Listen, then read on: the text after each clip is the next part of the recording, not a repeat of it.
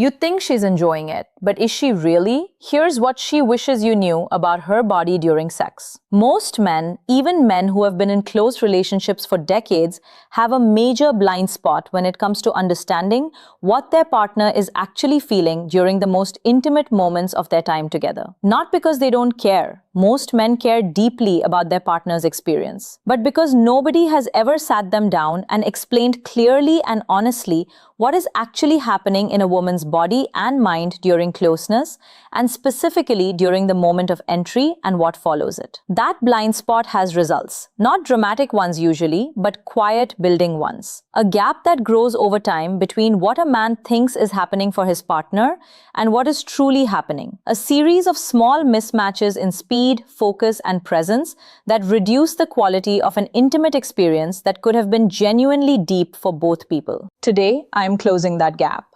I am going to walk you through what is actually happening in your partner's body and mind during the moments of intimate connection. The physical changes, the brain chemistry shifts, the mental dimensions of vulnerability and trust, and what she is genuinely feeling in those moments that she may never have found quite the right words to describe. And I am going to tell you clearly and practically what understanding all of this means for how you show up in your intimate relationship. I am Dr. Julia Rhodes, a men's sex therapist with over a decade of experience working with many couples and helping men regain their sexual health and strength back. Before we get into the content, please subscribe to this channel and turn on your alerts if you have not already. Every week, I share clinically grounded, truly useful content on men's sexual and relationship health. Share this video with a man who deserves to have this understanding. And now, let us begin. What is happening in her body before entry and why this decides everything? To understand what a woman feels during entry, you first need to understand the physical state her body needs to be in for that experience to be what it is capable of being. Because entry experienced in a body that is fully and properly aroused is a completely different experience from entry experienced in a body that is not. And the difference is not small. Female arousal is a process that unfolds over time in a specific physical order. It cannot be hurried without outcomes. And understanding this order is the most important clinical knowledge a man over 60 can have about his partner's sexual experience. The process begins in the brain. Arousal is started by the nervous system in response to mental, emotional, or physical touch, or some mix of all three. When arousal begins, the calming branch of the automatic nervous system activates and drives increased blood flow to the pelvic area. This blood vessel response is the engine of everything that follows. As blood flow to the pelvic area increases, the clitoral complex, which includes not just the small external gland, but the full internal structure of crura and vestibular bulbs that extend along the vaginal canal, becomes swollen with blood. This swelling increases the sensitivity of every nerve ending in the area dramatically. The vestibular bulbs, which lie on either side of the vaginal opening and along the vaginal walls, expand and create a narrowing and heightening of feeling at the vaginal entrance. The vaginal walls begin producing wetness through a process called transudate, where fluid is pushed through the vaginal walls by the increased blood pressure in the surrounding pelvic vessels. Adequate wetness is both a sign of arousal and a functional need for comfortable and pleasurable entry. At the same time, a process called vaginal tenting occurs. The upper part of the vaginal canal lengthens and expands, increasing the total internal depth and creating space. The cervix, which sits at the upper end of the vaginal canal, lifts away from the vaginal opening as the uterus rises slightly within the pelvis. This tenting effect is essential because without it, deep entry will cause the penis to hit the cervix directly, which for most women is uncomfortable to truly painful. The pelvic floor muscles, which in their resting state keep a degree of tightness, progressively relax as arousal deepens. This relaxation is what allows the vaginal opening to soften and widen, making entry not just possible but welcoming and pleasurable rather than resistant. It is worth noting that pelvic floor relaxation is not automatic or uncontrolled in the absence of full arousal. It needs the specific brain conditions of deep calming activation that only genuine unhurried arousal produces. A woman who is physically present but not mentally safe, or who is aroused but has been rushed before the arousal process is complete, will not have fully released the pelvic floor muscles regardless of how willing she appears outwardly. Her body has not yet received the internal signal that the conditions are right for full openness. This is why attention to emotional safety is not merely a relationship kindness. It is a physical requirement. This entire sequence takes time for a woman to be fully and properly aroused, meaning swollen, wet, tented, and pelvic relaxed, takes somewhere between 15 and 45 minutes of proper stimulation in most women. And this time frame tends to increase rather than decrease with age. For women in their 50s and 60s, hormonal changes linked to perimenopause and menopause affect the speed and completeness of this arousal process, typically needing longer rather than shorter arousal time, and often needing deliberate help with lubricant,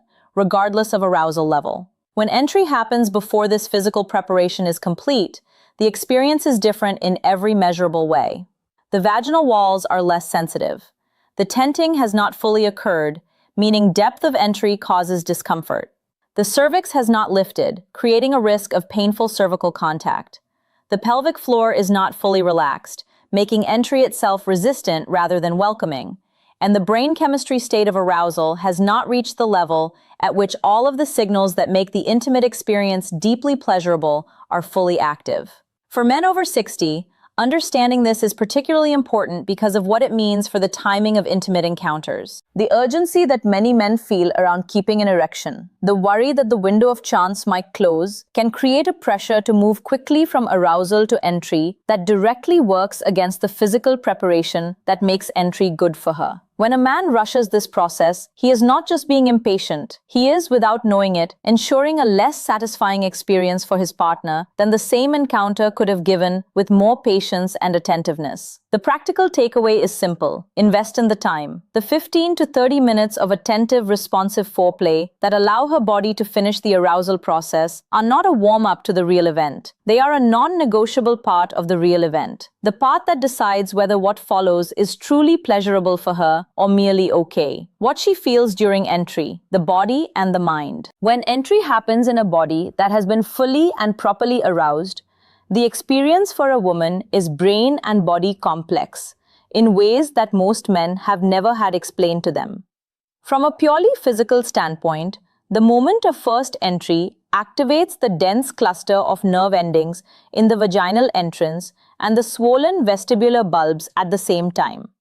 The vestibular bulbs, having filled with blood through the arousal process, are now pressed against the vaginal walls from the inside, which means that entry creates indirect stimulation of the internal clitoral complex from within, in addition to any direct external clitoral stimulation that may be happening. This is why entry in a fully aroused woman produces feeling that is completely different from and considerably more intense than entry in a woman who is not yet fully aroused. The nerve structures that create the most intense feeling are only fully sensitized and engaged after the full arousal process has happened. The pressure feeling of fullness that women describe during entry is not merely a physical observation. It is a brain event produced by the simultaneous engagement of many sets of nerve endings throughout the vaginal canal and pelvic floor, creating a spread-out, deep sensory experience that is quite different from the focused, surface-intense feeling that marks external clitoral stimulation. Many women describe this internal feeling as grounding, the sense of something that settles and centers rather than excites and stimulates in the way surface feelings do. From a brain chemistry standpoint, the moment of entry during a wanted, safe, emotionally connected, intimate encounter triggers an oxytocin surge. Oxytocin, sometimes called the bonding chemical, is the brain chemical most directly linked to feelings of trust, safety, connection, and deep emotional closeness. Its surge in this moment is not a metaphor. It is a proven biological event that produces a specific emotional state, a sense of being fully met by another person, of the distance between two separate individuals being crossed in a way that feels physically and emotionally complete. This is why the emotional and relational setting of the intimate encounter has such a powerful effect on what a woman feels during entry. Oxytocin release is boosted by emotional safety and genuine connection when she trusts you, when she feels truly wanted rather than merely used. When the relational space between you is marked by care and attunement, the brain chemistry experience of entry in that setting is substantially richer than the same physical act in an emotionally cold or disconnected setting. The practical takeaway is that the quality of your emotional presence in the time leading up to and during closeness is not separate from her physical experience of it. It directly shapes her brain chemistry experience. The man who is truly present, truly attentive, and truly invested in her experience is creating physical conditions in her body through the boosting of oxytocin and the activation of her calming nervous system that produce considerably more pleasurable feeling than the same physical acts done by a man who is distracted, rushed, or focused mainly on his own experience. The trust dimension, what she is giving you in that moment. There is something about the moment of entry that most men have never been invited to think about from her viewpoint. And I want to address it directly because understanding it changes how a man shows up in intimate moments in a way that nothing else quite does. The physical vulnerability of entry being entered by another person requires a degree of physical and mental openness that has no male match. To allow another person to enter your body needs trust. Not just the general trust of a relationship, but the specific trust of being in a state of complete physical openness with another person who is larger and physically stronger than you. The body has to actively choose to be open rather than guarded. The muscles of the pelvic floor, which in their natural resting state are protective and closed, have to fully release and open. This does not happen on its own when trust is missing. The body knows the difference. For women over 50 who often carry the extra layer of body image worry that comes with the physical changes of aging, this vulnerability is more consciously present than it may have been in younger years. She is more aware of her own body. She is more aware of how she is being seen. And the degree to which she feels truly and specifically wanted by you in this body at this age is directly relevant to how safe it is for her nervous system to be fully open. I want to say something here that I consider one of the most important things I share with the couples I work with. The physical changes of aging in women are real, and many women in their 50s and 60s have absorbed cultural messages suggesting that those changes make them less desirable, less worthy of intimate attention, less worth seeing. When a man of this age approaches his partner with true, specific, spoken desire for her as she actually is, the effect on her nervous system is deep. It tells her body that it is safe to be open, that the vulnerability is not a danger but an invitation. And a body told that it is safe to be open is a body capable of feeling pleasure that a guarded, self-conscious body cannot reach. When you approach this moment with true presence and true desire for her specifically, you are not just making her feel good emotionally. You are creating the brain conditions under which her body can be fully open, fully responsive, and fully capable of feeling the depth of pleasure that the encounter could offer. Emotional presence is not a politeness. It is a physical requirement. What she needs from you during entry: speed, focus, and presence. Now that you understand what is happening in her body and her mind, let me translate this into practical guidance for how to be present in these moments in ways that respect and boost her experience. The first and most important thing she needs from you is speed. Specifically, she needs first entry to be slow. This is not about shyness or weakness. It is about body structure. The vestibular bulbs and the pelvic floor muscles, even when fully aroused, need the slow progress of entry to communicate welcome and adjustment rather than shock and resistance. Beginning slowly, with the first entry being gentle and shallow, and deepening slowly over the course of 1 to 3 minutes, gives her body the time to respond to each new step of depth with proper muscle relaxation and expanded arousal. Beginning too fast, regardless of how aroused she appears, squeezes a process that is meant to unfold step by step. It bypasses the range of feeling that makes the shift from outside to fully inside a smooth and layered experience, reducing it to a single 2-part event. That reduction costs both of you something. The second thing she needs is your focus on her responses. Her breath is your most reliable real-time guide. Deepening, slowing, and steady breathing shows that her arousal is building and her body is responding well. Held breath, or shallow, tight breathing, shows that something needs to slow down or change. Her muscle responses, the relaxation or tightness of her pelvic floor, thighs, and belly, share the same information in body terms. The woman who reaches for you, pulls you closer, and moves to meet your movements is sharing clearly that she is receiving what she needs. The woman who becomes still, holds her breath, or creates soft distance is sharing equally clearly that she needs a different speed, a different angle, or more time. This is not a hard system to read. It needs only one thing: that you are actually paying attention. Not to your own feelings, not to your own performance, not to the inner voice about whether you are doing well enough, to her breath, her movement, the quality of her relaxation or tightness. When a man's focus is truly directed outward rather than inward during closeness, he receives steady, rich, accurate information about his partner's experience. When it is directed inward toward performance checking and self-judgment, he loses access to all of that information and is basically operating blind. Most men, especially in the heat of the moment, are attending mainly to their own feelings. The shift toward attending mainly to her feelings and her responses is the single most impactful change most men can make in their intimate lives, and it becomes more rather than less available with age. The urgency and performance worry of younger sexuality tends to narrow focus inward. The greater experience and reduced performance pressure of sexuality in the 60s and beyond opens the possibility of true outward attentiveness that younger men rarely access. The third thing she needs is your steadiness once she is building toward release. Female climax depends on the keeping of a steady stimulation pattern in the period approaching peak. The nerve endings and arousal pathways that are producing the building response lock into the specific stimulation pattern they are receiving. And any major change in speed,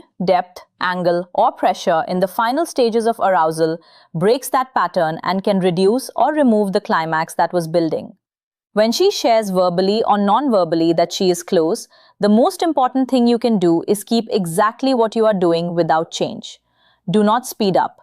Do not change angle. Do not bring something new. Simply keep the steady, attentive presence of exactly what has been working. This is one of the most common and most costly mistakes men make. Changing method at exactly the moment when steadiness is the only thing needed. The emotional afterglow. Why presence after matters as much as presence during the experience of closeness for a woman does not end at the moment of climax or the moment of physical separation. The brain chemistry state that entry and closeness have produced continues to shape her experience for a meaningful period afterward. And the quality of your presence in that period is directly relevant to the depth of connection she carries away from the encounter. Oxytocin raised throughout the intimate encounter stays raised in the post-climax period. This is the period of greatest emotional openness and vulnerability in the whole intimate experience. It is also the period that women most often describe as the one in which they feel most or least connected to their partner, depending entirely on his behavior. A man who stays present after closeness, who does not quickly pull away, reach for his phone, or shift into daily tasks, who lets the warmth and closeness continue for even a few unhurried minutes, is giving his partner something brain chemistry meaningful. He is telling her nervous system in the language that the nervous system most clearly understands: you are safe here. This connection is real, and you are not just used for a physical purpose. That message, delivered steadily over the course of a relationship,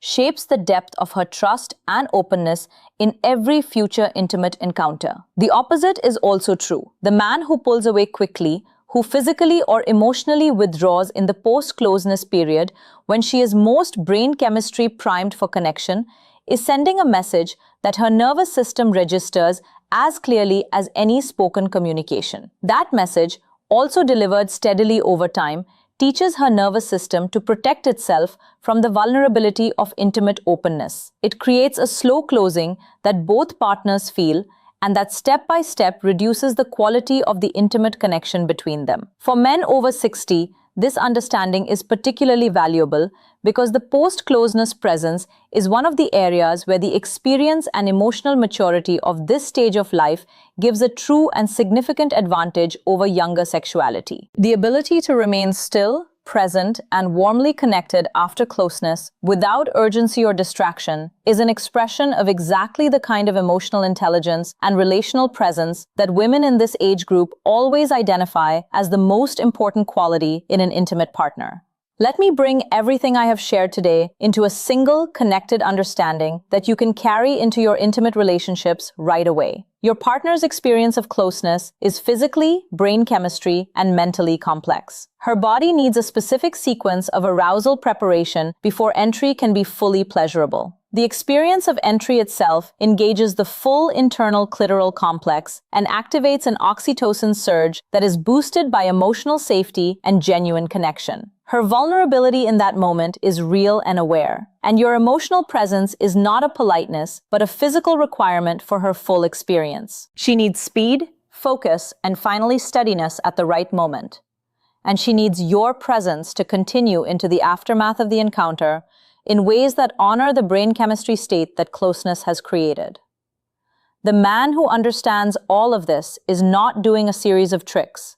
He is truly present with another human being in one of the most intimate and brain chemistry-rich experiences available to two people. He is attending to her actual experience rather than to a projected idea of it. He is offering the kind of attentiveness and care that produces the deep, lasting closeness that both partners in a long-term relationship are capable of, but that most couples never fully reach. The full picture I have described today represents what truly skilled, truly present, intimate partnership looks like after 60.